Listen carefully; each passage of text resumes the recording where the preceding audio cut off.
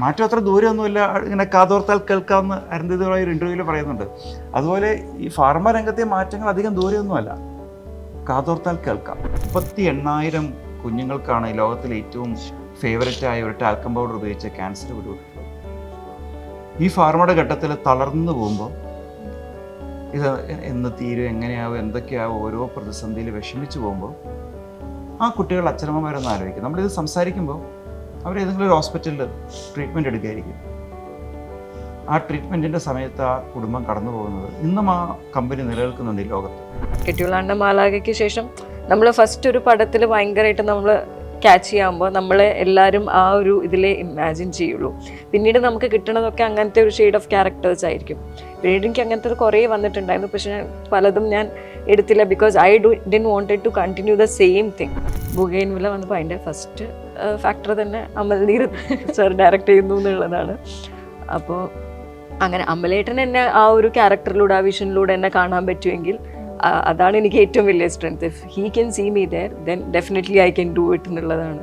ഇപ്പോഴും ആൾക്കാർ എന്നെ റെക്കഗ്നൈസ് ചെയ്യുന്നത് അതിലൂടെ തന്നെയാണ്. ഞാൻ എവിടെ പുറത്തു പോയാലും എന്നെ റിൻസിന്നോ മാലാഖയെന്നോ അങ്ങനെ വിളിക്കുക.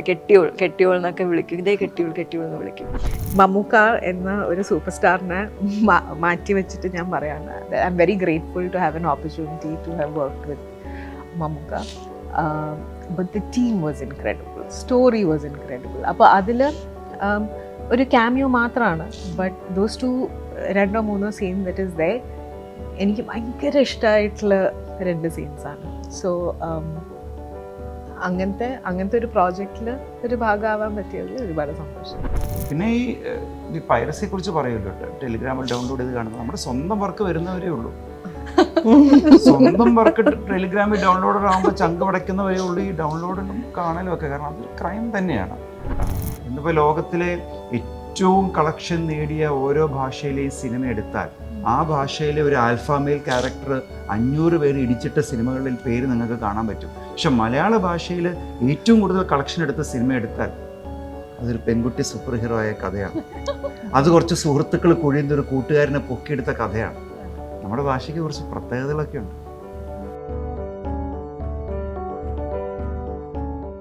നമസ്കാരം. മീഡിയ വണ്ണോടൊപ്പം Shruthi Ramachandran, Veena Nandakumar, PR Arun. Welcome. Pharma ഒരു മെഡിക്കൽ ത്രില്ലറായിട്ടാണ് വരുന്നത്. എനിക്ക് തോന്നുന്നു മലയാളത്തിൽ വളരെ റെയർ ആയിട്ട് ആളുകൾ അറ്റംപ്റ്റ് ചെയ്തിട്ടുള്ള ഒരു ഫീൽഡാണ്, യോണറാണ് മെഡിക്കൽ ത്രില്ലർ. അപ്പം ഫാർമയുടെ കഥ ഒരുപാട് ലൈഫ് ഇൻസിഡൻസിനെ കണക്ട് ചെയ്തുകൊണ്ടാണ് വന്നതെന്ന് പറഞ്ഞു, പീരിയോഡിക്കലായിട്ട് പോകുന്നതാണെന്ന് പറഞ്ഞു. എങ്ങനെയാണ് ഫാർമയിലേക്ക് എത്തുന്നത്? അതിൻ്റെ കൂടെയുള്ള ഒരു ജേർണി നീണ്ട പ്രോസസ്സ് ആയിരിക്കുമല്ലോ സ്വാഭാവികമായിട്ടും. ഫാർമ ഒരു മെഡിക്കൽ ത്രില്ലർ അല്ല. ഫാർമ ഒരു ഇമോഷണൽ ജേണിയാണ്. ഫാർമ ഒരു സോഷ്യൽ ഡ്രാമയാണ്. ഫാർമ KP വിനോദ് എന്നൊരു മെഡിക്കൽ സെയിൽസ് റെപ്രസെൻറ്റേറ്റീവിൻ്റെ ജീവിതത്തിലൂടെ അയാൾ കാണുന്ന കുറച്ച് കഥാപാത്രങ്ങൾ, അയാൾ കാണുന്ന ജീവിത സാഹചര്യങ്ങൾ, ആളുകൾ, വ്യക്തികൾ, അങ്ങനെ പോകുന്ന ഒരു വെരി ഹ്യൂമൻ സ്റ്റോറിയാണ്. അയാളുടെ ഒരു മനുഷ്യബന്ധങ്ങളുടെ കഥ എന്നൊക്കെ വേണമെങ്കിൽ പറയാം. പക്ഷേ ഇതിൻ്റെ പശ്ചാത്തലം ഈ പറയുന്ന മരുന്നുകളുടെയും ഡോക്ടർമാരുടെയും ഒരു വേൾഡാണ്. സോ ഒരു തരത്തിലും ഇതൊരു മെഡിക്കൽ ത്രില്ലർ അല്ല. ഇതൊരു ഇപ്പോൾ എന്താണ് മെഡിക്കൽ ത്രില്ലർ എന്നൊക്കെ ചോദിച്ചാൽ അത് വലിയൊരു കോംപ്ലിക്കേറ്റഡ് ക്വസ്റ്റ്യൻ ആണ്. ഇതിലേക്ക് എത്തുന്ന ഒരു സാഹചര്യം, ഞാൻ ഫാർമസ്യൂട്ടിക്കൽ ഇൻഡസ്ട്രിയിൽ വർക്ക് ചെയ്തിട്ടുണ്ട്. ബാഗ് പിടിച്ച് നടന്നിട്ടുണ്ട്, വെയിൽ കൊണ്ടിട്ടുണ്ട്, മഴ കൊണ്ടിട്ടുണ്ട്. വർഷങ്ങൾക്ക് ശേഷം മറ്റു പല തൊഴിലുകളും ചെയ്തിട്ടാണ് ഞാനൊരു നാടക പ്രവർത്തകനാവുന്നത്, സിനിമാ പ്രവർത്തകനാവുന്നത്. അപ്പോൾ ഒരു ലോങ് ഫോർമാറ്റിലൊരു കഥ പറയാൻ വന്നപ്പോൾ ഞാൻ നേരിട്ട് കണ്ട ലോകത്തെക്കുറിച്ച് പറയാം എന്ന് കരുതി. അങ്ങനെ നേരിട്ട് കണ്ട ആളുകളെ, നേരിട്ട് കണ്ട സംഭവങ്ങളെ, ഞാൻ കണ്ട മറ്റു പല കമ്പനികളിലും, ഞാൻ വർക്ക് ചെയ്ത കമ്പനി ഇന്ന് എനിക്കൊരു മോശപ്പെട്ട അനുഭവം ഉണ്ടായിരുന്നില്ല. പക്ഷെ ഞാൻ പല കമ്പനികളും വളരെ മോശമായിട്ട് ഈ അൺഎത്തിക്കലായിട്ട് ഈ ഫീൽഡിൽ വർക്ക് ചെയ്യുന്നത് കണ്ടിട്ടുണ്ട്. ഇത് ലോകം അറിയേണ്ടതാണെന്ന് തോന്നി, ഇത് ലോകത്തോട് പറയേണ്ട കഥയാണെന്ന് തോന്നി. അങ്ങനെയാണ് ഫാർമ എന്നുള്ള കഥയിലേക്ക് എത്തുന്നത്. അതൊരു ലോങ് ഫോർമാറ്റ് ഡിസേർവ് ചെയ്യുന്ന സ്റ്റോറി ആയതുകൊണ്ടാണ് അതൊരു വെബ് സീരീസിൻ്റെ ഫോർമാറ്റിലേക്ക് എത്തുന്നത്. എനിക്ക് തോന്നുന്നു ആഫ്റ്റർ കോവിഡ് നമ്മൾ ഒരുപാട് ഇത്തരത്തിലുള്ള കോൺസ്പിറസീസിന് എക്സ്പോസ്ഡ് ആവുന്നു. എനിക്ക് തോന്നുന്നു ലോകത്തിലെ തന്നെ ഏറ്റവും വലിയ കുത്തകകൾക്കെതിരെ ഇത്തരം കോൺസ്പിറസീസ് വരുന്നു. എന്തുകൊണ്ട് ഈ വൈറസ് ഔട്ട്ബ്രേക്ക് ഉണ്ടായി എന്നുള്ളതെന്ന് തുടങ്ങിയിട്ട് നമ്മൾ സ്ഥിരമായിട്ട് ഉപയോഗിക്കുന്ന പാരസെറ്റമോളിൽ വരെ വന്ന് നിൽക്കുന്ന തരത്തിലുള്ള കോൺസ്പിറസീസ് വന്നു. ഇത്തരം കഥകളെ അഡ്രസ്സ് ചെയ്യണം എന്നുള്ളതാണോ ഫാർമയുടെ ഒരു ഇൻറ്റൻഷൻ? അല്ല, ഇത്തരം കോൺസ്പിറസീസ് ഉണ്ടാകുന്നതിൻ്റെ പിറകിലും ഈ ഫാർമസ്യൂട്ടിക്കൽ കമ്പനികൾ ഇത്രയും കറപ്റ്റ് ആവുന്നതിൻ്റെ പിറകിലും ഒരൊറ്റ റീസൺ തന്നെയാണ്. അത് ലാഭക്കൊതിയാണ്, പ്രോഫിറ്റ് മോട്ടീവാണ്. ലാഭം കൂടുതൽ ലാഭമെന്ന് പറയുന്ന ഒരു ക്യാപിറ്റലിസ്റ്റ് പ്രോഫിറ്റ് മോട്ടീവ് മാത്രമാണ് ഇതിൻ്റെ എല്ലാത്തിൻ്റെ റൂട്ട് കോസ് എന്ന് പറയുന്നത്. ഈ ഫാർമസ്യൂട്ടിക്കൽ കമ്പനികളുടെ ലാഭക്കൊതിയിൽ പിടഞ്ഞു വീഴുന്നത് ആരൊക്കെയാണ്? സാധാരണ മനുഷ്യരാണ്. നമ്മുടെ എല്ലാവരുടെയും മനസ്സമാനം കെടുത്താൻ ഒരു ഫോൺ കോൾ, ഒരു മെസ്സേജ് മതി വീട്ടിൽ നിന്ന്, അല്ലേ? നമ്മളിപ്പോൾ ഓടും, നമുക്കറിയാം നമ്മൾ കഷ്ടപ്പെടും, നമ്മൾ എന്തിനാ ഓടാൻ പോകുന്നത്, ടെൻഷനായി, പൈസ റേസ് ചെയ്യാനായി. നമ്മുടെ ഒരു സുഹൃത്ത് നമ്മുടെ അടുത്തൊരു ആശുപത്രിയിലാണെന്ന് പറയുന്നത് നമ്മൾ എന്താ ചോദിക്കുക, ക്യാഷ് ഉണ്ടോ കയ്യിലെന്നുള്ളത്. നമുക്കറിയാം നമ്മുടെ ജീവിതത്തിൽ ഏറ്റവും വലിയ ഇൻവെസ്റ്റ്മെൻറ്റ് വേണ്ട ഒരു മേഖല ആശുപത്രി ആയിരിക്കുമെന്ന്. അങ്ങനെയാണോ നമ്മുടെ ആരോഗ്യ മേഖല വേണ്ടത്? അങ്ങനെയാണോ മരുന്ന് കമ്പനികൾ പ്രവർത്തിക്കേണ്ടത്? ലോകത്തിലെ ഏറ്റവും വലിയൊരു ഫാർമസ്യൂട്ടിക്കൽ കമ്പനിയെക്കുറിച്ച് കളിയാക്കി പറയാറുണ്ട്, നിങ്ങൾ കഴിഞ്ഞ 200 വർഷത്തിൽ ഒരു അസുഖമെങ്കിലും മാറ്റിയിട്ടുണ്ടോ എന്ന്. ഇല്ല എന്നാണ് ആ കമ്പനിയുടെ ഉത്തരം. അപ്പോൾ ഇത്തരം പ്രവണതകളെ തുറന്നു കാട്ടാൻ പല മാർഗവും നമുക്ക് ഉപയോഗിക്കാം. പക്ഷെ ഒരു രസകരമായ ഒരു കഥ പറഞ്ഞ് ആ കഥയുടെ പശ്ചാത്തലത്തിൽ അത് ചൂണ്ടിക്കാണിക്കാം എന്ന് മാത്രം കരുതി. പിന്നെ ഈ കോൺസ്പിറസിസ് തിയറീസ് ഉണ്ടാക്കുന്നത് പോലും ഇത്തരം ഫാർമ കമ്പനികളാണോ എന്ന് എനിക്ക് പലപ്പോഴും തോന്നാറുണ്ട്. ഇപ്പോൾ ഇന്ത്യൻ കമ്പനികൾക്കെതിരെ ഒരുപാട് കോൺസ്പിറസിസ് ഉണ്ടാക്കിയാൽ അതിൻ്റെ ഗുണം പറ്റാൻ പോകുന്നത് പേറ്റൻറ്റഡ് മരുന്നുകളും ആ മരുന്നുകൾക്ക് ഒരുപാട് വില ഈടാക്കുകയും ചെയ്യുന്ന വിദേശ കമ്പനികൾക്കായിരിക്കും. വിദേശ കമ്പനികൾക്കെതിരെ ഒരുപാട് കോൺസ്പിറസിസ് ഉണ്ടാക്കുമ്പോൾ അതിൽ നിന്ന് ഏറ്റവും അധികം ബെനിഫിറ്റ് ഉണ്ടാക്കാൻ പോകുന്നത് മാനുഫാക്ചറിങ് ക്വാളിറ്റി വളരെയധികം കുറഞ്ഞ കമ്പനികളായിരിക്കും. സോ ഈ കോൺസ്പിറസിസിൻ്റെ പിറകിലെ കോൺസ്പിറസിയും ഇവരൊക്കെ തന്നെയാണോ എന്നൊക്കെ എനിക്ക് തോന്നുന്നു. ചെയിനായി പോകും. ഇവരെല്ലാം ഈ കോൺസ്പിറസികൾക്ക് കൂട്ടുപിടിക്കുന്നത് മാധ്യമങ്ങളെയും രാഷ്ട്രീയ പ്രവർത്തകരെ എല്ലാം തന്നെയാണ്. ഈ സൊസൈറ്റിയെ കൺട്രോൾ ചെയ്യുന്ന വിവിധ എസ്റ്റേറ്റുകളെയാണ്, വിവിധ ഡെമോക്രസിയുടെ ഓരോ പില്ലർ തന്നെയാണ് ഇവരെല്ലാം കൂട്ടുപിടിക്കുകയും ചെയ്യുന്നത്. നമുക്ക് ആർക്കും ഇതൊന്നും ഒഴിഞ്ഞു മാറാൻ പറ്റില്ല. ലൈഫിൽ തന്നെ ഇത് ഇന്റർട്വൈൻഡ് ആയിട്ട് കിടക്കുകയാണല്ലോ. ലൈക്ക് ക്യാപിറ്റലിസ്റ്റിക് മോട്ടീവ് ഇല്ലാതെ ഒരു ബിസിനസ്സും ഒരു ഇൻഡസ്ട്രി, ഇപ്പോൾ സിനിമ ഇൻഡസ്ട്രി ആണെങ്കിലും മീഡിയ ആണെങ്കിലും ഇതിനൊന്നും നിലനിൽക്കാൻ പറ്റില്ല എന്നുള്ളൊരു സാഹചര്യം കൂടെ ഉണ്ടല്ലോ. സത്യമായിട്ടുണ്ട്. ഇപ്പോൾ ഞാനൊരു നാടകപ്രവർത്തകനാണ്. ഇപ്പോൾ നാടകം കഷ്ടപ്പെട്ട് മാസങ്ങൾ നടത്തി ചെയ്യുമ്പോൾ ആരും നമ്മളെ ഇൻ്റർവ്യൂ ചെയ്യാൻ വരാറില്ല. നമ്മൾ നാടകം കാണാൻ ആളെ വിളിക്കാൻ വലിയ പാടാ. എൻ്റെ പരിചയത്തിലുള്ളവർക്ക് തന്നെ ഒരു 1000 മെസ്സേജ് അയച്ചാൽ എൻ്റെ സുഹൃത്തുക്കൾ, ഞാൻ വെറുതെ ഒരു വൈകുന്നേരം ഒന്ന് കൂടിയാലോ എന്ന് ചോദിച്ചാൽ വരുന്നവർ പോലും എൻ്റെ നാടകം കാണാൻ വരുന്നത് വളരെ കുറവായിരിക്കും. അത് ആ ആർട്ട് ഫോമിൻ്റെ പുള്ളി ഇതെടുക്കാൻ ഭയങ്കര പാടാണ് നമുക്ക് അവരെത്തിക്കാൻ. പക്ഷേ സിനിമയാണെങ്കിലും വെബ് സീരീസ് ആണെങ്കിലും UTTs ആണെങ്കിലും ഒക്കെ ഒരു ക്യാപിറ്റൽ ഇൻവോൾവ് ആയ ക്യാപിറ്റലിസത്തിൻ്റെ ഫ്രെയിം വർക്കിൽ തന്നെയാണ്. ഈ ഫ്രെയിം വർക്കിൻ്റെ ഉള്ളിൽ നിന്നുകൊണ്ട് എങ്ങനെ പോരാടാം എന്നുള്ളത് തന്നെയാണ് ആസ് ഒരു നാടകപ്രവർത്തകൻ ഞാൻ ശ്രമിക്കാറുള്ളത്. അങ്ങനെയല്ലേ പറ്റൂ. അങ്ങനെ അല്ലാതെ എനിക്ക് എങ്ങനെയാണെന്ന് അറിഞ്ഞുകൂടാ. മാത്രമല്ല ഇപ്പോഴേ ഈ വൈൽഡ് ലൈഫ് പ്രൊട്ടക്ഷനെ കുറിച്ച് നമ്മൾ ഒരുപാട് ഡോക്യുമെൻ്ററീസ് ഉണ്ടായിട്ടുണ്ടെങ്കിലും നമ്മളുടെ DiCaprio ഈ ഗ്ലോബൽ വാർമിങ്ങിലേക്ക് അല്ലെങ്കിൽ അങ്ങനെയുള്ള വലിയ സെലിബ്രിറ്റീസ് ഇതിനെ എൻഡോഴ്സ് ചെയ്യാൻ വരുമ്പോൾ അതിന് കിട്ടുന്ന റീച്ച് ഉണ്ടല്ലോ. ഇപ്പോൾ അറ്റംബറോ അല്ലാതെ നമ്മൾ വേറെ ആരെക്കൊണ്ടെങ്കിലും വോയിസ് ചെയ്യിക്കുന്ന പോലെയല്ല ഒരു ഡോക്യുമെൻ്ററിക്ക് നമ്മൾ അറ്റംബറോയെ കൊണ്ട് ഒരു ഇൻട്രോ ചെയ്യിച്ച് കഴിയുമ്പോൾ. അപ്പോൾ names do matter, brands do matter. അവർ നമുക്ക് ഓൺ ബോർഡ് ആക്കാൻ കഴിഞ്ഞാൽ നമ്മൾ പറയുന്ന വിഷയത്തെ നമുക്ക് കുറേ കൂടെ ആളുകളിലേക്ക് എത്തിക്കാൻ പറ്റും. അപ്പോൾ നമ്മളുടെ വിഷൻ മനസ്സിലാക്കി അങ്ങനെ കൂടെ നിൽക്കുന്നവർ ഭയങ്കര ഇമ്പോർട്ടൻ്റ് ആണ്. ഇപ്പോൾ എൻ്റെ പ്രൊഡ്യൂസർ കൃഷ്ണൻ സേതുകുമാർ, അപ്പോൾ കൃഷ്ണേട്ടനാണെങ്കിലും ഇതിനകത്ത് ഈ പ്രോജക്റ്റോട് യെസ് പറഞ്ഞ് നിവിൻ പോളി, രജത് കപൂർ തുടങ്ങിയവർ, ജിയോ ഹോട്ട്സ്റ്റാറിൽ ഈ പ്രോജക്റ്റിന് വേണ്ടി കൂടെ നിന്ന ആളുകൾ, അവർ ഓരോരുത്തരും ഇതിൻ്റെ ഒരു ടോട്ടൽ വിഷൻ മനസ്സിലാക്കി ഇതിനെ സാധാരണ ഒരു മനുഷ്യന് ഇത് റിലേറ്റ് ചെയ്യാൻ പറ്റുമെന്ന് മനസ്സിലാക്കി കൂടെ നിന്നതുകൊണ്ടാണ് ഇതെല്ലാം സംഭവിച്ചത്. സോ ഈ വെബ് സീരീസ് ഉണ്ടാകുന്ന എൻ്റെ ഒരു അനുഭവം കൊണ്ടോ ഒന്നുമല്ല. അനുഭവം വെച്ചാൽ ഞാൻ പേപ്പറിൽ എഴുതിയിട്ട് എന്തപ്പോൾ ഒരു കാര്യമില്ല. പക്ഷേ എൻ്റെ പേപ്പറിൽ എഴുതി ഇതിനെ ഒരു പിന്തുണ തരാമെന്ന് ഇവരൊക്കെ തീരുമാനിച്ച് ഇവരുടെ എല്ലാവരുടെയും കൈൻഡ്നെസ് കൊണ്ടാണ് ഈ പ്രോജക്റ്റ് മെറ്റീരിയലൈസ്. നിങ്ങൾക്കും ഇതേ മോട്ടീവ് തന്നെയാണോ കഥയിലേക്ക് ഫസ്റ്റ് എന്നെ ഹുക്ക് ചെയ്തത്? ഈ കഥ പറയണം എന്നുള്ള തീരുമാനത്തിലേക്ക് എത്തിക്കുന്നത് ഇതേ മോട്ടീവാണ്? ആബ്സല്യൂട്ട്ലി. അതും ഈ ഒരു ജേർണിയിലൂടെ പോയ ഒരു ആളാണ് അരുൺ. അപ്പോൾ അരുൺ എന്നൊരു ഡയറക്ടർ ഇത് ആൻഡ് റൈറ്റർ ഇത് റൈറ്റ് ആൻഡ് ഡയറക്റ്റ് ചെയ്യുമ്പോൾ അതിൽ അതിൻ്റേതായിട്ടുള്ളൊരു ഓണസ്റ്റിയും ജെനുവിനിറ്റിയും ഉണ്ടാവും എന്ന കാര്യത്തിൽ ഉറപ്പുണ്ട് ഇപ്പോഴും. അപ്പോൾ that was definitely A hooking factor.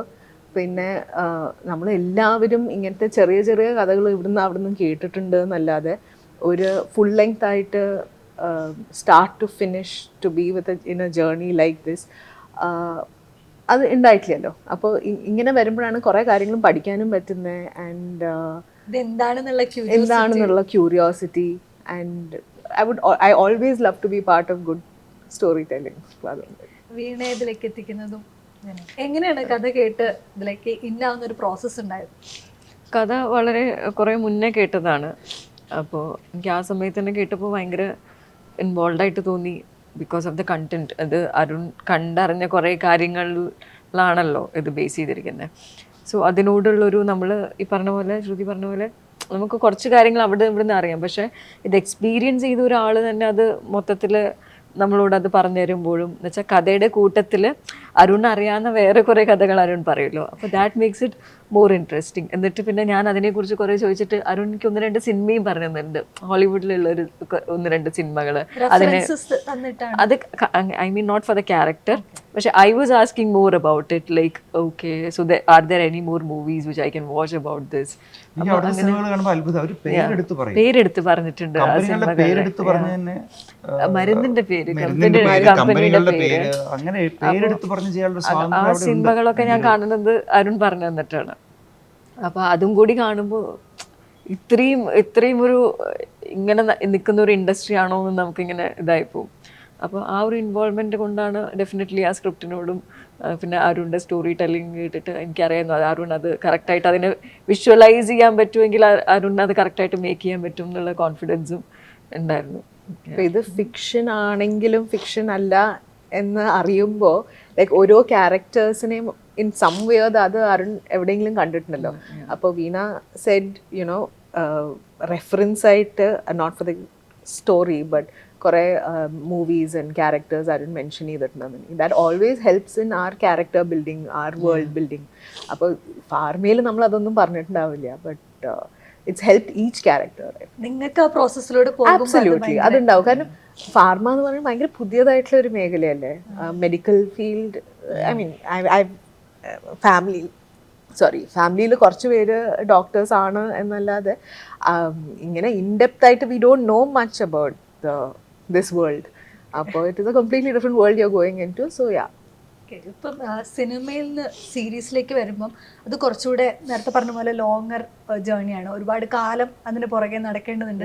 ഇത് പല കാലഘട്ടത്തിലൂടെ പോകുന്നതാകുമ്പോൾ നിങ്ങൾക്ക് അതിനനുസരിച്ചുള്ള മാറ്റങ്ങളും അതിലുണ്ടായിട്ടുണ്ടാവും. അതിൻ്റെ അപ്പുറത്തേക്ക് സീരീസിലേക്ക് വരുമ്പം ഓരോ ക്യാരക്ടേഴ്സിനും പല ലെയേഴ്സ് ഉണ്ടാവും.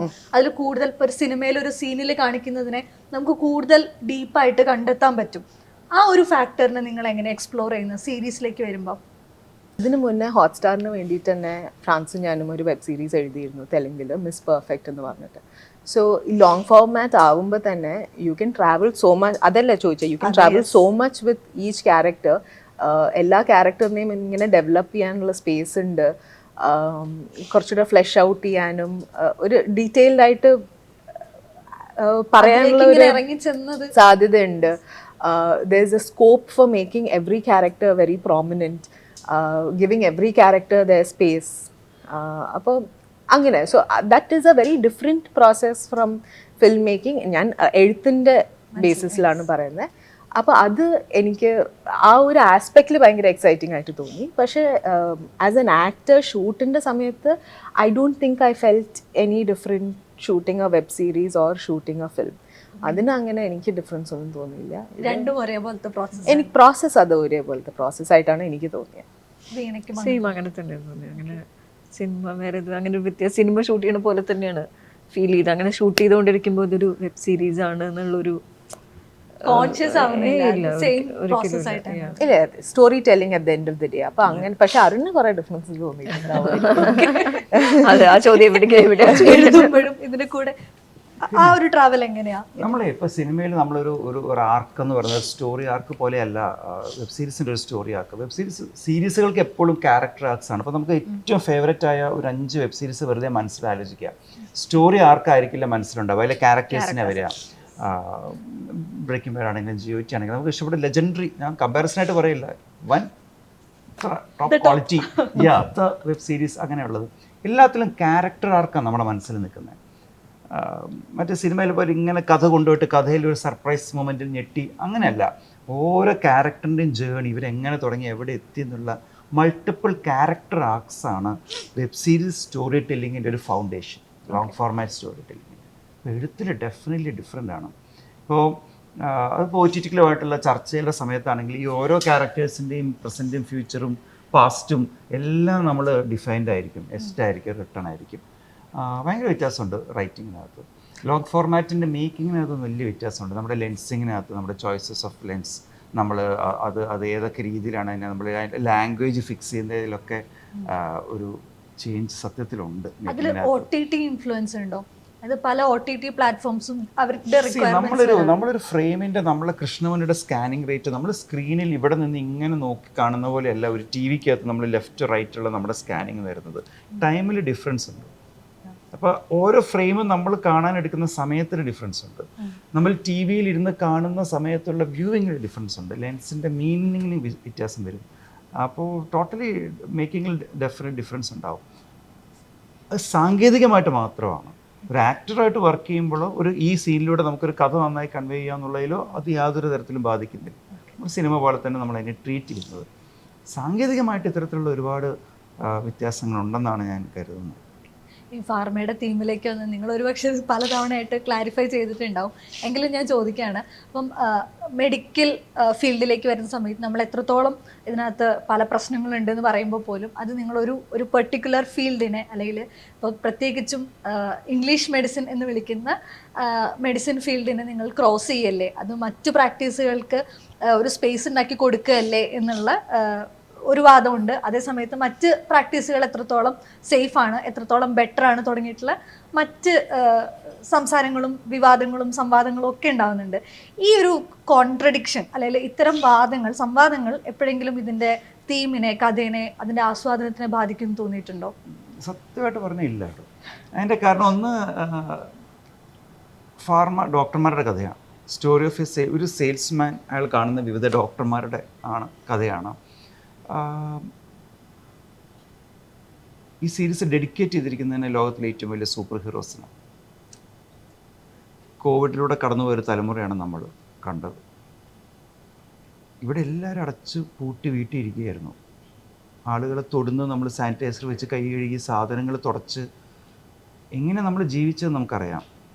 അന്ന് ഈ ലോകത്ത് തിരിച്ചു കൊണ്ടുവന്ന ഡോക്ടർമാർ. ഏറ്റവും ആദ്യം അടച്ചത് തിയേറ്റർ, ഏറ്റവും അവസാനം തുറന്ന തിയേറ്ററോ. ഈ ലോകത്തിലെ ഏറ്റവും വലിയ നോൺ എസെൻഷ്യൽ ഐറ്റം എന്ന് പറയുന്നത് ഒരു മെഡിക്കൽ കെയർ ആണ്. ഒരു വലിയ ഹിസ്റ്റോറിയൻ, അവരുടെ പേര് ഞാൻ മറന്നുപോയി, അവർ പറയുന്നത് സിവിലൈസേഷൻ്റെ തുടക്കമായിട്ട് അവർ കാണുന്നത് ഈ തുടയിൽ തകർന്നു പോയ ഒരു അവശിഷ്ടം കിട്ടി.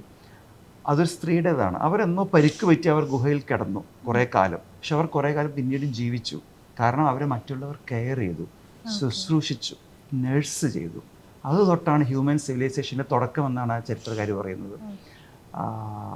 ഇന്നും ഹ്യൂമൻ സിവിലൈസേഷനെ മുന്നോട്ട് കൊണ്ടുപോകുന്നത് ഈ നേഴ്സ് ചെയ്യുന്നവരാണ്. അത്രയും സെലിബ്രേറ്റ് ചെയ്യപ്പെടാത്ത അവരിലൂടെയാണ് ഈ ലോകം നിലനിൽക്കുന്നത്. അത് അട്ടിയുറച്ച് നിൽക്കുന്ന ഒരു ഫിലോസഫിയിൽ നിന്നുകൊണ്ട് തന്നെയാണ് ഫാർമ കഥ പറയുന്നത്. ഈ ലോകത്തെ കറപ്റ്റ് ചെയ്യുന്നത് ഇവിടുത്തെ കോർപ്പറേറ്റ്സ് ആണ്, ഇവിടുത്തെ കോർപ്പറേറ്റ് ഗ്രീഡാണ് എന്നുള്ള ആംഗിളാണ് ഫാർമയിലെടുത്തത്. അങ്ങനെ ഒരു ആംഗിൾ എടുത്തത് കൊണ്ട് തന്നെ അത് ഒരു തരത്തിലും ഏതെങ്കിലും ഒരു സ്ട്രീം ഓഫ് മെഡിസിനെ പിന്തുണയ്ക്കുകയോ, ഇപ്പോൾ വാക്സിൻ വിരുദ്ധർ കുറേ പേരുണ്ട്, വാക്സിൻ അനുകൂലികളുണ്ട്, ആ ആംഗിളിലോട്ടൊന്നും പോകുന്നില്ല. ഇവിടെ നിലനിൽക്കുന്ന ചില റിയാലിറ്റി ഇങ്ങനെയുണ്ട്, ഇങ്ങനെ ചില ആളുകൾ എവിടെയുണ്ട്, അതിനെന്ത് ചെയ്യാം എന്നുള്ളതാണ്. അപ്പോൾ ഒരുപാട് ഇൻ്റർവെൻഷൻ ഓൾറെഡി ലോകത്ത് സംഭവിക്കുന്നുണ്ട്. നിങ്ങൾ പല ഹോസ്പിറ്റൽസിലും മരുന്ന് കിട്ടുമ്പോൾ നിങ്ങൾക്ക് മരുന്നിൻ്റെ ബ്രാൻഡിൻ്റെ കൂടെ ഒരു കോളത്തിനകത്ത് അതിൻ്റെ മോളിക്യൂളും കൂടെ എഴുതുന്നുണ്ട്. പല ഹോസ്പിറ്റലിൽ നിങ്ങൾ വെറുതെ ഇപ്പോൾ പ്രിസ്ക്രിപ്ഷൻ നോക്കിയാൽ മതി, ബില്ല് നോക്കിയാൽ മതി, ഇന്ന ബ്രാൻഡ് നെയിം, ഇന്ന മോളിക്യൂൾ നെയിം. അപ്പോൾ ഇങ്ങനെ ഒരുപാട് മാറ്റങ്ങൾ ഉണ്ടാകുന്നുണ്ട്. മാറ്റം അത്ര ദൂരമൊന്നുമില്ല, ഇങ്ങനെ കാതോർത്താൽ കേൾക്കാമെന്ന് അരുന്ധതിയായ ഒരു ഇൻ്റർവ്യൂവിൽ പറയുന്നുണ്ട്. അതുപോലെ ഈ ഫാർമ രംഗത്തെ മാറ്റങ്ങൾ അധികം ദൂരമൊന്നുമല്ല, കാതോർത്താൽ കേൾക്കാം. അപ്പോൾ നമ്മൾ ഇതിൻ്റെ ഒരു ആംഗിൾ ഫൗണ്ടേഷൻ വെച്ചിരിക്കുന്നത് ഡോക്ടേഴ്സിൻ്റെ ഒരു പെർസ്പെക്റ്റീവ് കൂടെ തന്നെയാണ്. അതുകൊണ്ട് ഇന്ന ശാഖയാണ് ശരി തെറ്റുകൾ അതിലേക്ക് ഒന്നും പോകുന്നത് തന്നെയില്ല. അതുകൊണ്ട് തന്നെ അങ്ങനത്തെ ഒരു കൺഫ്യൂഷൻ ഞങ്ങൾക്ക് ഒരു ഘട്ടത്തിലും വന്നിട്ടില്ല. അത് ഉറപ്പുവരുത്തുന്നതിനായിട്ട് എൻ്റെ സുഹൃത്തുക്കളും ഈ ഫിലിം ഇൻഡസ്ട്രിയിൽ തന്നെയുള്ള ഡോക്ടേഴ്സായ സ്ക്രിപ്റ്റ് റൈറ്റേഴ്സിനെ അടക്കം ഇതിനെ സ്ക്രിപ്റ്റ് ഡോക്ടറിങ് ചെയ്യിക്കുകയും അവരെ കൊണ്ട് സ്ക്രിപ്റ്റ് മുഴുവൻ വായിക്കുകയും ഫീഡ്ബാക്ക് എടുക്കുകയൊക്കെ ചെയ്തിട്ടുണ്ട്. ഈ പറയുന്ന മാറ്റം ഫിലിം ഇൻഡസ്ട്രിയിലേക്കും കൂടെ വരികയാണ്. ഇപ്പം മുന്നേയുള്ള ഫീൽഡിൽ നിന്ന് മാറിയിട്ട് പുതിയ രീതിയിലുള്ള ഇപ്പോൾ ഫാർമ പോലെയുള്ള അറ്റംപ്റ്റുകൾ വരികയാണ്. നമുക്ക് ഏത് കഥയെ വേണമെങ്കിലും ഇവിടെ കൊണ്ടുവരാമെന്നുള്ളൊരു ധൈര്യം ഉണ്ടാവുകയാണല്ലോ. അത് ആസ് എൻ ആക്ടർ, റൈറ്റർ, നിങ്ങൾക്ക് അല്ല സിനിമയിൽ പ്രവർത്തിക്കുന്ന ആളുകൾക്ക് തരുന്ന ഒരു പവർ എന്താണ്? രണ്ടുപേരോടും കൂടെ ചോദിക്കാൻ. Power of telling all kinds of stories എന്താ. അപ്പോൾ ഒരുപാട് കഥകളുണ്ട്, കുറേ കഥകൾ പറയാത്ത കുറേ കഥകളുണ്ട്. Like Pharma for example. അപ്പോൾ ആ ഒരു സ്പേസ് തരുന്ന ഒരു ടൈമാണ് ഇപ്പോൾ. So that is very freeing I think. എനിക്ക് പേഴ്സണലി ചോദിക്കണം തോന്നിയിട്ടുണ്ട്. ഇപ്പൊ പ്രേതം എന്നുള്ള വരുന്ന സിനിമയിൽ വരുന്ന സമയത്ത് അതൊരു ചേഞ്ച് ആയിരുന്നു. അതുവരെ നമ്മൾ കണ്ട പ്രേതങ്ങളിൽ നിന്ന് മാറിയിട്ട് വെള്ള സാരി ഒന്നുമില്ല, ഒരു കറുത്ത കുപ്പായത്തിലാണ് വരുന്നത്. അത് കഴിഞ്ഞിട്ട് ഇപ്പൊ ലോക വരുന്ന സമയത്ത് അവിടെ നമ്മളത് വിസിബിൾ ആവാണ്. കുറേം കൂടെ ഇത്തരം പൊളിച്ചു മാറ്റങ്ങൾ സംഭവിക്കാം, നമ്മളെ ഇതുവരെ ഉണ്ടായിട്ടുള്ള സാധനങ്ങളൊക്കെ നമുക്ക് പൊളിക്കാം എന്നുള്ള ഒരു ധൈര്യം കൊടുക്കുകയാണ്. ഈ പൊളിക്കലിൽ എപ്പോഴെങ്കിലും പേടി തോന്നിയിട്ടുണ്ടോ? അല്ല അതിലൊരു കിക്ക് എന്താണ്? വെരി എക്സൈറ്റിംഗ് അല്ലേ അത് change is always accepted with open arms. എനിക്ക് പ്രേതത്തിൽ ഓൾ ക്രെഡിറ്റ് ടു സരിത ചേച്ചി for that change. I think ആ ഒരു സമയത്ത് ഇത് അക്സെപ്റ്റ് ആവോ എന്നൊരു ഡൗട്ട് അവർക്ക് ഉണ്ടായിരുന്നു. എനിക്ക് ഐ ന്യൂ നത്തിങ്. അപ്പം ഞാൻ വെറുതെ അവിടെ പോയി നിന്നു, എനിക്ക് ആ ഉടുപ്പ് തന്നു, ഇടുമെന്ന് പറഞ്ഞു, അതിട്ടു. സോ അവിടെ സ്ട്രെസ് എടുത്തത് അവരാന്ന് തോന്നുന്നു. അപ്പോൾ but any one who stands for change, any one who is doing something different, അതാണ് നമ്മൾ നോട്ടീസ് ചെയ്യണേ. ഇപ്പോൾ you notice that because that was change. അപ്പോൾ ചേഞ്ച് ഇസ് ഓൾവേസ് നോട്ടീസ്ഡ്. അപ്പോൾ ചേഞ്ച് ഇസ് ഓൾവേസ് ഗുഡ്. അത്തരം ചേഞ്ചുകളുടെ ഭാഗമാണെന്നുള്ള ഇന്റൻഷൻ ഉണ്ടാവാറുണ്ടോ ക്യാരക്ടേഴ്സ് സെലക്ട് ചെയ്യുമ്പോൾ? എന്നെ excite ചെയ്യിപ്പിക്കുന്ന characters ആവണം. അപ്പോൾ ഞാൻ ഭയങ്കര ക്ലീഷ ആവും, പക്ഷേ I don't know any other way to say it. I am very sorry. ഇതുവരെയും ചെയ്യാത്ത ക്യാരക്ടേഴ്സ് ചെയ്യണമെന്ന് ഭയങ്കര ആഗ്രഹമാണ്. പക്ഷേ ദാറ്റ് സെഡ് എനിക്ക് റൊമാൻസ് ഹാൻഡിൽ ചെയ്യാൻ ഭയങ്കര ഇഷ്ടമാണ്. അപ്പോൾ different kinds of romance handle ചെയ്യാൻ ഭയങ്കര ഇഷ്ടമാണ്, കൊതിയുണ്ട് അത് ചെയ്യാൻ. ബട്ട് എനിക്കൊരു ഡിഫറെൻറ്റ് ക്യാരക്ടർ, ഒരു ഡിഫറെൻറ്റ് സ്റ്റോറി, എൻ്റെ അടുത്ത് കഥ ഒരു വേറെ രീതിയിൽ വന്ന് പറഞ്ഞാലും it is very exciting for me. അപ്പോൾ എന്തെങ്കിലും ഒരു ഡിഫറൻസ് ഉണ്ടെങ്കിൽ എനിക്കിഷ്ടമാണ്. സോ ആ ചേഞ്ചിന് വേണ്ടി എന്തെങ്കിലും ചെയ്യണ്ടോ എന്ന് ചോദിച്ചാൽ എനിക്കറിയില്ല. ചേഞ്ചിനല്ല, ഈ എക്സൈറ്റ്മെന്റിന് വേണ്ടി. എക്സൈറ്റ്മെന്റിന് വേണ്ടി. ചേഞ്ചിനായിട്ട് പോയി ചെയ്താൽ ചിലപ്പോൾ ഒരുപാട് ഫേക്കായി പോകുമെന്ന് എനിക്ക് തോന്നിയിട്ടുണ്ട്. പക്ഷേ എല്ലാം ഭയങ്കര ചേഞ്ച് ഇല്ല. ഇപ്പോൾ ഗിർ എന്നുള്ള സിനിമയിലെ ക്യാരക്ടർ ഇതുവരെ ശ്രുതി ചെയ്ത ക്യാരക്ടർ എല്ലാം മാറി നിൽക്കുന്നത്. അതിലൊരു പാരന്റിങ്ങുമായി ബന്ധപ്പെട്ട് പലതരത്തിലുള്ള പെർസെപ്ഷൻ വന്നെങ്കിൽ അന്വേഷണത്തിനകത്ത് ടോട്ടലി ഡിഫറെന്റ് ടേക്ക്. ഇതുവരെ ആരും ആ ആസ്പെക്റ്റിൽ തിങ്ക് ചെയ്യുകയോ പറയുകയോ ചെയ്തിട്ടില്ല ആ കഥ. അങ്ങനെ ഐ തിങ്ക് അങ്ങനെ ഡിഫറെൻ്റ് ആയിട്ടുള്ള സ്റ്റോറി ടെല്ലിംഗ് എക്സൈറ്റ്സ് മീ. അപ്പോൾ ഐ തിങ്ക് എല്ലാവരും അങ്ങനെ തന്നെയായിരിക്കും. നമ്മളെ എക്സൈറ്റ് ചെയ്യണ എന്തെങ്കിലും ആണ്, സന്തോഷം തരുന്ന എന്തെങ്കിലും ആണ്. പക്ഷേ ഇത് ഇതുവരെയ്ക്ക് ഞാൻ ചെയ്തിട്ടില്ലല്ലോ എന്ന് വിചാരിക്കുമ്പോൾ എന്നെ സ്റ്റൈലി എന്ന് ആർക്കും അത് തോന്നില്ല. കാരണം dress, like there are lots of things that I'm not very comfortable with change. So those are things that I'm trying to break. Adu vera. But anything that excites me in terms of career, storytelling, adakka are things which I'll welcome with open hands. വീണയുടെ എനിക്ക് തോന്നുന്നു അങ്ങനെ വലിയൊരു change ആയിട്ട് വന്നത് bougainvillea ആയിരിക്കും last. അതുവരെ നമുക്ക് ഉണ്ടായിരുന്ന ഒരു ഇമേജ് ഉണ്ട്, ഇതുവരെ ചെയ്തിട്ടുള്ള ക്യാരക്ടേഴ്സിന് കിട്ടുന്ന എത്തരം ഒരു സ്ത്രീ ആയിരിക്കും എന്നുള്ള ഒരു ചിന്തേനെ ബ്രേക്ക് ചെയ്തിട്ടാണ് ബോഗൻവില്ല വന്നത്. പക്ഷെ ബോഗൻവില്ലയ്ക്ക് രണ്ട് തരത്തിലുള്ള ഒപ്പീനിയൻസ് ഉണ്ടായി. ചില ആൾക്കാർക്ക് അതിന് ഭയങ്കര ചേഞ്ച് ആയിട്ട് ഫീൽ ചെയ്തു, ചില ആൾക്കാർക്ക് അതിനെ അക്സെപ്റ്റ് ചെയ്യാൻ പറ്റാതെ വന്നിട്ടുണ്ട്. ആ ക്യാരക്ടർ അതൊരു ഈ ചേഞ്ചിനെ കുറിച്ച് പറഞ്ഞു വന്നപ്പോഴാണ് ആ ചേഞ്ച് അതെടുക്കാനുണ്ടായ ഡിസിഷൻ, അത് തന്നിട്ടുള്ള ഒരു ഫീൽ എന്താണ്? ഫസ്റ്റ് ഓഫ് ഓൾ ഈ പറഞ്ഞ പോലെ ഏതൊരു ആർട്ടിസ്റ്റിനും എനിക്ക് തോന്നുന്നു ഏതൊരു ആർട്ടിസ്റ്റിനും വ്യത്യസ്തമായുള്ള ക്യാരക്ടേഴ്സ് ചെയ്യാനാണ് ആഗ്രഹം. ഒരേ ടൈപ്പ് ഓഫ് ക്യാരക്ടേഴ്സ് ചെയ്തു പോകണേലും.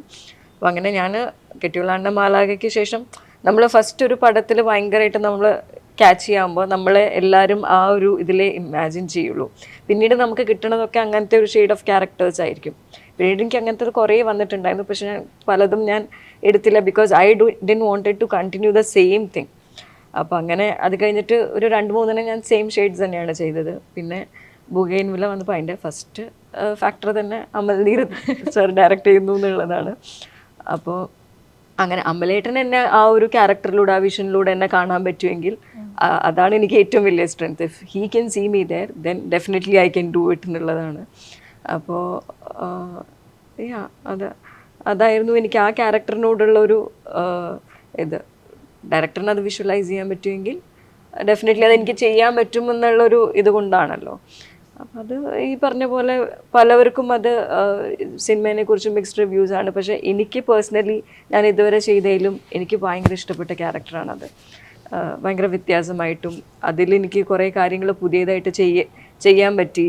ലൈക്ക് പറഞ്ഞ പോലെ ഞാൻ എൻ്റെ ഹെയർ ഫുൾ കട്ട് ചെയ്തത് ആ മുടി ആ സിനിമയ്ക്ക് വേണ്ടിയിട്ടാണ്. പിന്നെ അതിലെ ക്ലൈമാക്സ് സീൻസ് ഒക്കെ it was very new for me. Like I have never even seen എന്താ ഒരു ഫൈറ്റ് സീൻസ് ഞാൻ അങ്ങനെ നേരിട്ട് കണ്ടിട്ട് പോലും ഇല്ല. അപ്പോൾ അതങ്ങനെ ചെയ്യാൻ പറ്റിയത് ഭയങ്കര എക്സൈറ്റിംഗ് ആയിട്ട് തോന്നി.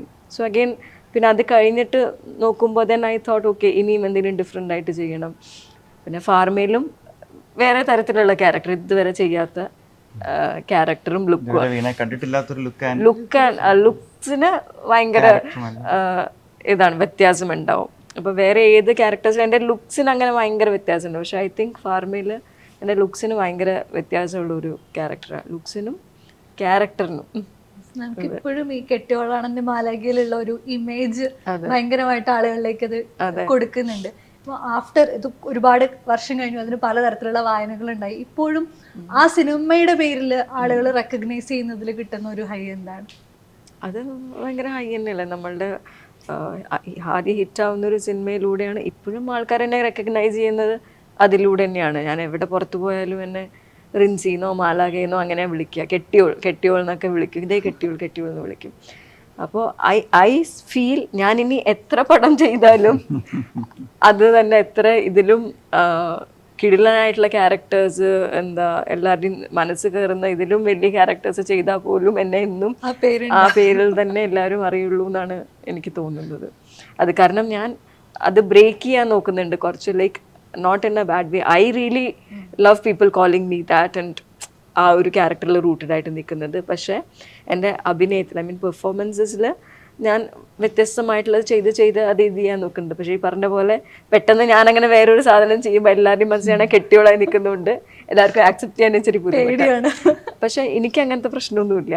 എനിക്ക് ആസ് ആൻ ആക്ടർ എപ്പോഴും വേറെ വേറെ ക്യാരക്ടേഴ്സ് ചെയ്തു പോകണം എന്നാണ് ആഗ്രഹം. അത് ഓഡിയൻസ് ആക്സെപ്റ്റ് ചെയ്താലും ഇല്ലെങ്കിലും മീ ആസ് ആൻ ആക്ടർ എനിക്ക് കിട്ടുന്ന സാറ്റിസ്ഫാക്ഷൻ അതിലെ മെയിൻ തിങ് ആണ്. എനിക്കതിൽ ഇൻവോൾവായി ചെയ്യാൻ പറ്റുമെങ്കിൽ അത് ആക്സെപ്റ്റ് ചെയ്യും എന്നുള്ള ഒരു ഇതും എനിക്കുണ്ട്. നേരത്തെ എക്സൈറ്റ്മെന്റ് കാര്യം പറഞ്ഞപ്പോൾ കളങ്കാവില് പെട്ടെന്ന് വന്നത്, പക്ഷെ അതിൽ എക്സൈറ്റ് ചെയ്തത് എന്തായിരുന്നു? ഓഫ്കോഴ്സ് ആ തീം, ക്യാരക്ടർ, മമ്മൂക്ക ഒരു ഫാക്ടറാണ്. 100%. അതിനപ്പുറത്ത് എനിക്ക് അതിൻ്റെ കഥ തന്നെയാണ് ഒരു ഡിസൈഡിങ് ഫാക്ടർ എന്ന് ചോദിക്കുമ്പോൾ. മമ്മൂക്ക എന്ന ഒരു സൂപ്പർ സ്റ്റാറിനെ മാറ്റി വെച്ചിട്ട് ഞാൻ പറയാണ്, I am very grateful to have an opportunity to have worked with Mammukka. But the team was incredible, story was incredible. അപ്പോൾ അതിൽ ഒരു ക്യാമിയോ മാത്രമാണ്, ബട്ട് ദോസ് രണ്ടോ മൂന്നോ സീൻ ദറ്റ് ഈസ് ദേ എനിക്ക് ഭയങ്കര ഇഷ്ടമായിട്ടുള്ള 2 സീൻസാണ്.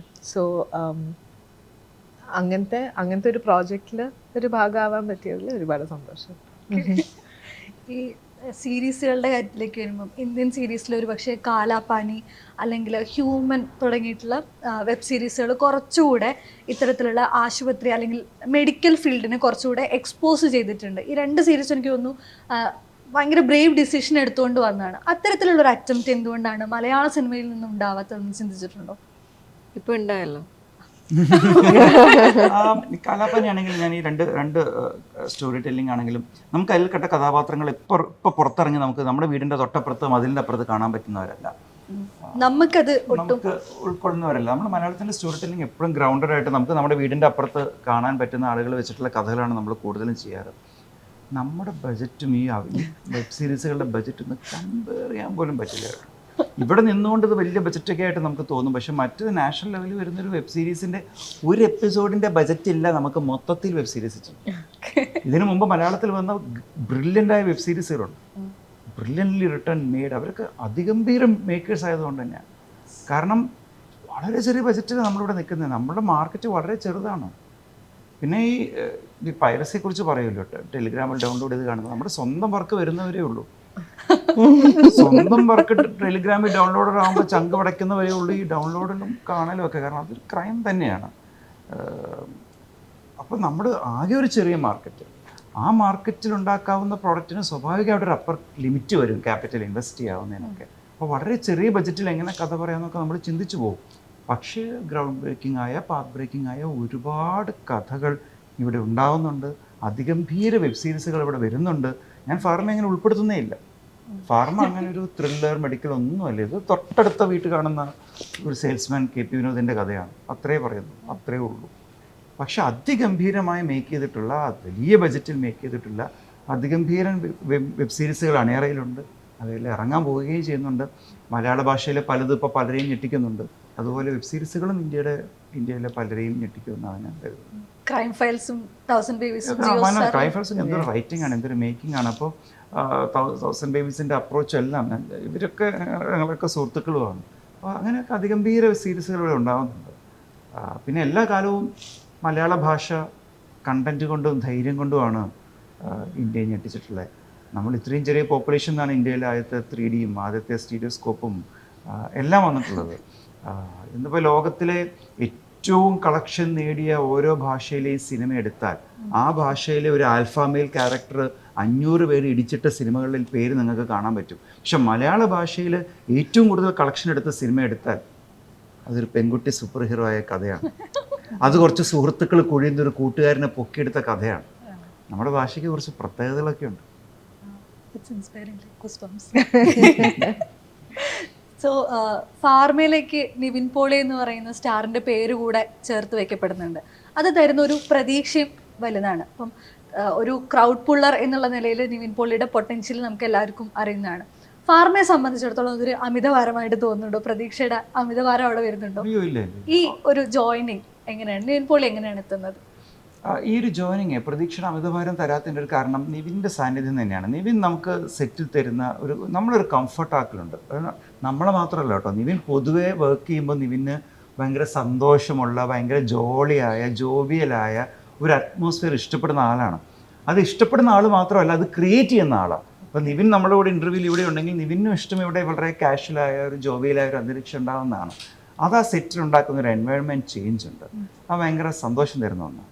രണ്ട്, നിവിൻ്റെ അടുത്തത് ഈ കഥ പറയുമ്പോൾ തന്നെ ഇതിൻ്റെ ഒരു ലോങ് ഫോർമാറ്റ് പോസിബിലിറ്റി നിവിന് കൃത്യമായിട്ട് കിട്ടിയിട്ടുണ്ടായിരുന്നു. അപ്പോൾ നിവിന് തുടക്കം തൊട്ടേ കൂടെയുള്ള ആളാണ്. അതുകൊണ്ട് നിവിൻ പോളി എന്ന താരത്തോടൊപ്പം എനിക്ക് ചേർത്ത് പറയേണ്ടത് നിവിൻ പോളി എന്നുള്ള ആക്ടറാണ്. നിവിൻ പോളി അസാധ്യമായിട്ട് ഇതിനകത്ത് പെർഫോം ചെയ്തിട്ടുണ്ടെന്നാണ് എൻ്റെ വിശ്വാസം. അപ്പോൾ ഞങ്ങളിത് ഇതിൻ്റെ വിഷ്വൽസ് കണ്ടവരും വിശ്വസിക്കുന്ന അതാണ്. അത് നിവിൻ പോളി അനായാസമായി അഭിനയിക്കുന്നവരെ കുറിച്ച് നമ്മൾ ഇൻ്റർവ്യൂകളിലും ഒക്കെ ഒരുപാട് പേര് സംസാരിക്കുന്നത് കേട്ടിട്ടുണ്ട്. പക്ഷെ ഞാനത് ഉറച്ച് ആഡ് ചെയ്യേണ്ട ഒരാളാണ് നിവിൻ. ഒരു സീനെ വരുന്നത് വർത്താനം പറഞ്ഞുകൊണ്ട് നമ്മുടെ അടുത്ത് കാഷ്വലി നിൽക്കും. മൂപ്പര് ഇങ്ങനെ ഭയങ്കര ഇമോഷണൽ ഡയലോഗൊക്കെ ആയിരിക്കും. എന്നാൽ തുടങ്ങാനായില്ലേ, തുടങ്ങാമെന്ന് പറഞ്ഞ് മൂപ്പര് ഭയങ്കര ഇമോഷണലായിട്ട് ഇൻറ്റൻസ് ആയിട്ട് ആ സീൻ ഡെലിവർ ചെയ്യും.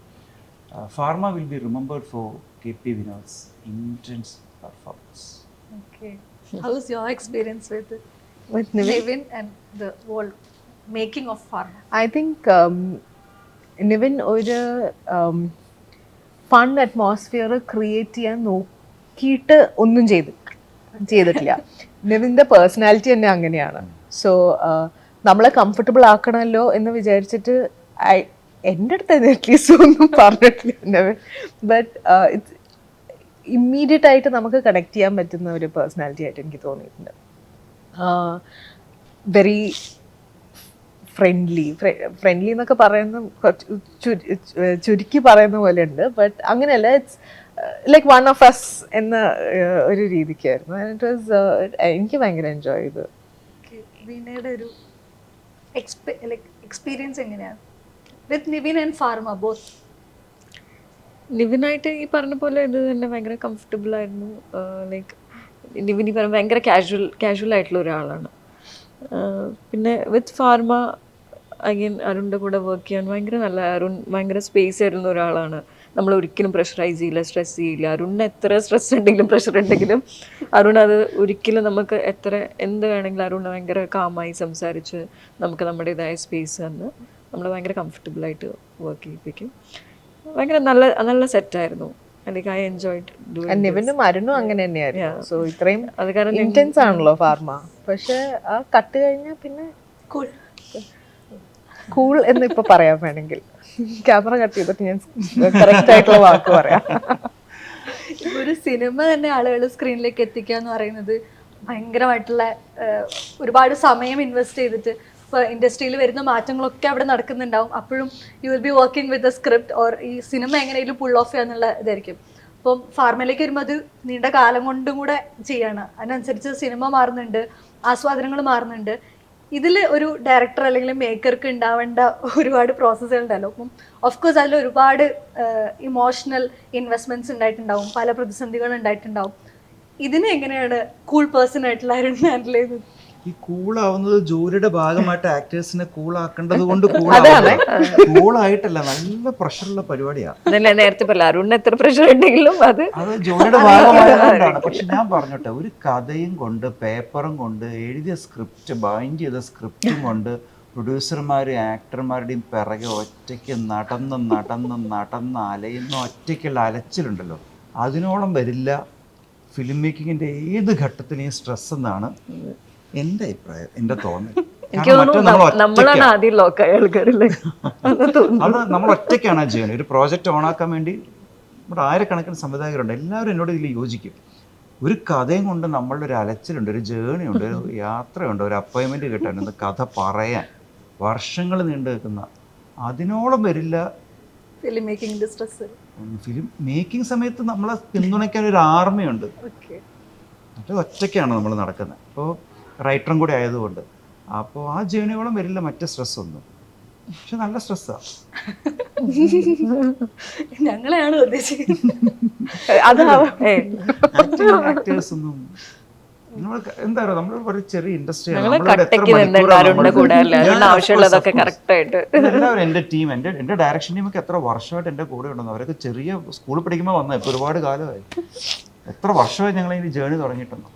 എൻ്റെ കുഞ്ഞ് ജനിച്ച സമയത്ത് ഞാൻ ഓഫീസിൽ കയറാൻ തുടങ്ങി, ഇപ്പോൾ സ്കൂളിൽ പോകാൻ തുടങ്ങി. അപ്പോൾ ഇത് കുറേ കാലമായിട്ടുള്ള യാത്രയാണ്. ഈ പെർസിവറൻസ് ആണ്, അത്രയും കാലം പിടിച്ചു നിൽക്കുക എന്നുള്ളതാണ് ഇതിൻ്റെ അകത്തെ ട്രിക്ക് ഓഫ് ദി ഗെയിം. അതിപ്പോൾ എൻ്റെ പ്രത്യേകത ഒന്നുമല്ല, എല്ലാ ഡയറക്ടേഴ്സും ഇതിൻ്റെ അപ്പുറത്തെ സ്ട്രഗിളിൻ്റെ കഥ പറയാനുണ്ടാവും. ബട്ട് ഇതിനെ വേർത്താക്കുന്നത് ഇത് പറയേണ്ട കഥയാണെന്നുള്ള ഞാൻ പറഞ്ഞോട്ടെ. 38,000 കുഞ്ഞുങ്ങൾക്കാണ് ഈ ലോകത്തിലെ ഏറ്റവും ഫേവറേറ്റായ ഒരു ടാൽക്കം പൗഡർ ഉപയോഗിച്ച് ക്യാൻസർ പിടിപെട്ടിട്ടുള്ളത്. ഈ ഫാർമയുടെ ഘട്ടത്തിൽ തളർന്നു പോകുമ്പോൾ ഇത് എന്ന് തീരും, എങ്ങനെയാവും, എന്തൊക്കെയാവും, ഓരോ പ്രതിസന്ധിയിൽ വിഷമിച്ച് പോകുമ്പോൾ ആ കുട്ടികൾ അച്ഛനമ്മമാരൊന്ന് ആലോചിക്കും. നമ്മളിത് സംസാരിക്കുമ്പോൾ അവരേതെങ്കിലും ഒരു ഹോസ്പിറ്റലിൽ ട്രീറ്റ്മെൻറ്റ് എടുക്കുകയായിരിക്കും. ആ ട്രീറ്റ്മെൻറ്റിൻ്റെ സമയത്ത് ആ കുടുംബം കടന്നു പോകുന്നത്, ഇന്നും ആ കമ്പനി നിലനിൽക്കുന്നുണ്ട് ഈ ലോകത്ത്. ഇത്രയും ക്യാൻസർ ലോസൗട്ടുകൾ അവർ പുഷ്പം പോലെ വിജയിക്കും. അങ്ങനെ ഒരു നിയമ സംവിധാനവും ഭരണകൂട സംവിധാനവുമാണ് ഈ ലോകത്ത് നിലനിൽക്കുന്നത്. ലോകത്തെ രാഷ്ട്രത്തലവന്മാർ തമ്മിൽ കൈ കൊടുക്കുമ്പോൾ അതിൻ്റെ പിന്നാമ്പുറത്ത് ഫാർമസ്യൂട്ടിക്കൽ കമ്പനികളുടെ ഡീലുകൾ നടക്കും, കേസുകൾ എഴുതി തള്ളപ്പെടും. അപ്പോൾ ആലോചിക്കും ഇത് പറയേണ്ട കഥയാണ്. നമ്മളൊരു കഫ് സിറപ്പ് കഴിച്ച് കുറച്ച് കുട്ടികൾ മരിച്ചിട്ട് അധികം ദിവസമായിട്ടില്ല ഇന്ത്യയിൽ തന്നെ. ആ കഫ് സിറപ്പ് മാനുഫാക്ചറുടെ പേര് നമുക്കറിയില്ല. ആ കഫ് സിറപ്പ് കൊണ്ടുപോയ കാറിൻ്റെ നിറമോ ആ കഫ് സിറപ്പ് കൊണ്ടുപോയ കാറിൻ്റെ ഓണറെയോ നമുക്കറിയേണ്ട താല്പര്യവും നമുക്കില്ല. നമ്മുടെയൊക്കെ പ്രയോറിറ്റി വേറെ വാർത്തകൾ അറിയാനാണ്. അപ്പോൾ ഇത് പറയേണ്ട കഥയാണെന്ന് വീണ്ടും വീണ്ടും ഞങ്ങൾ സ്വയം പറഞ്ഞ് വിശ്വസിപ്പിക്കും. അപ്പോൾ ഊർജം കിട്ടും. അപ്പോൾ ഞങ്ങൾ ഷൂട്ട് ചെയ്ത് തീർത്ത് ഇങ്ങനെ ഇറക്കും. നേരത്തെ പറഞ്ഞ പോലെ 2025 തീരാറായി. മലയാള സിനിമയുടെ വലിയ മാറ്റങ്ങൾ കണ്ട സമയം കൂടിയാണ്. നിങ്ങൾ ഓരോരുത്തർക്കും ഏറ്റവും കൂടുതൽ മെമ്മറബിൾ ആയിട്ടുള്ള ഒരു മൂവി എക്സ്പീരിയൻസ് എന്തായിരിക്കും? Favourite movie or change in Malayalam industry എന്തായിരിക്കും?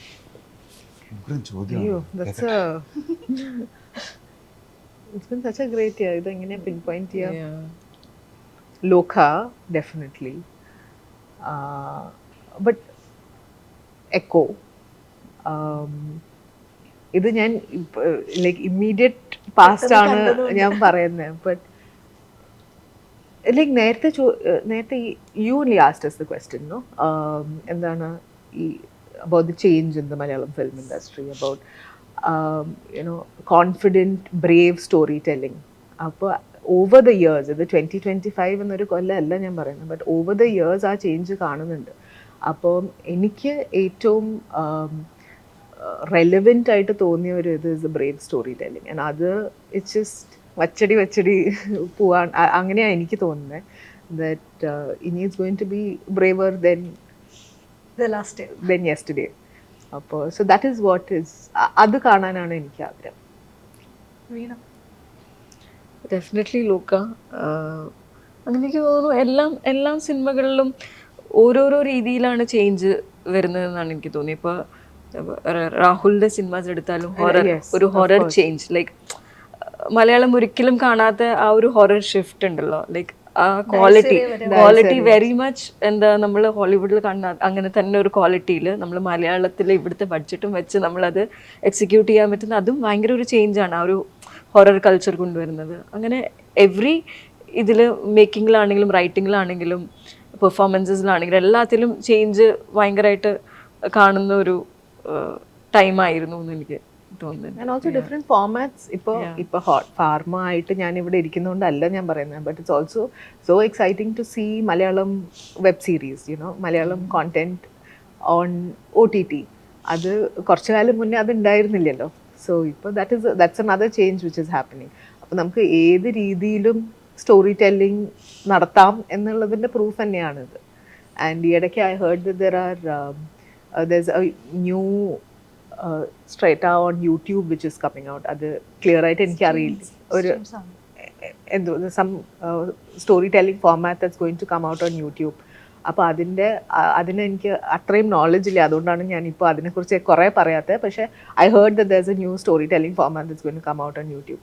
അപ്പോൾ അത് കേട്ടപ്പോൾ I was like, this is so cool. So even people without that much of a budget like can say the story that they have in their heart. അപ്പോൾ അതൊക്കെ നല്ലതാണ്. അയ്യോ pin point എന്ന് പറയാൻ ഭയങ്കര പാട്. എന്നാൽ പോലെ ഞാൻ ആലോചിക്കാറുണ്ട്, ഈ ലോകം എന്നുള്ള സിനിമയിൽ സാധാരണഗതിയിൽ ഇന്ത്യയിൽ ഏത് വേറെ ഭാഷയിലാണെങ്കിലും പെൺകുട്ടി ഏറ്റവും അവസാനം നായകന്മാർ വില്ലന്മാരുടെ മുമ്പിൽ പിടിച്ചു നിൽക്കാൻ കഴിയാതെ വരുമ്പോൾ സ്ലോ മോഷനിൽ ഹീറോയുടെ എൻട്രി വരും. ഒന്നും ഉണ്ടായില്ല, നമ്മുടെ പെൺകുട്ടി തന്നെയാണ് എല്ലാവരും ഇടിച്ച് തെറിപ്പിച്ച് ജയിച്ചത്. അതിൻ്റെ അകത്ത് ബാക്കിയുള്ള സ്പെഷ്യൽ അപ്പിയറൻസസ് പിന്നെയാണ് വന്നത്. മലയാളത്തിൻ്റെ ഒരു പ്രത്യേകതയാണ്, നമ്മളുടെ ഇവിടെ നിലനിൽക്കുന്ന ഒരു ലിംഗരാഷ്ട്രീയത്തിൻ്റെ ഒരു ഒരു ഒരു ഒരു അവയർനെസ് ലെവലിൽ കൂടേൻ്റെ ലക്ഷണമായിട്ട് തന്നെ ഞാൻ കാണുന്നത്. ഇപ്പോൾ വിക്ടോറിയ സിനിമയിലെ പുരുഷന്മാരെല്ലാവരെയും ഒന്നും സ്ക്രീനിൽ കാണിക്കുകയല്ല, പുരുഷന്മാരുടെ നിഴൽ മാത്രമേ അതിൻ്റെ അകത്തുള്ളൂ. അങ്ങനൊരു സിനിമ കേരളത്തിലാണ് സംഭവിക്കുന്നത്. എക്കോ എന്നുള്ള സിനിമ ഇവിടുത്തെ ഒരു സൂപ്പർ ഹിറ്റ് സിനിമ ഓണക്കാലത്ത് ഇറങ്ങിയിട്ട് അവർക്ക് മലയാളത്തിൽ എല്ലാവരുടെയും ഡേറ്റ് കിട്ടും, എല്ലാവരുടെയും ഡേറ്റ് അവർക്കുണ്ട്. അവരടുത്ത് ചെയ്ത സിനിമ ഒന്ന് ആലോചിച്ച് നോക്ക്, കിഷ്കിന്ദ കണ്ണങ്ങാട്ട്. എക്കോ പോലത്തെ ഒരു സിനിമ ഇവിടെ വിജയിച്ചിട്ട്, എക്കോ പോലത്തെ ഒരു സിനിമ ഇവിടെ അക്സെപ്റ്റ് ചെയ്യപ്പെടുന്നു, ആളുകൾ കാണുന്നു, കളക്ഷൻ കിട്ടുന്നു, കമേഴ്ഷ്യലി സക്സസ്ഫുൾ ആവുന്നു.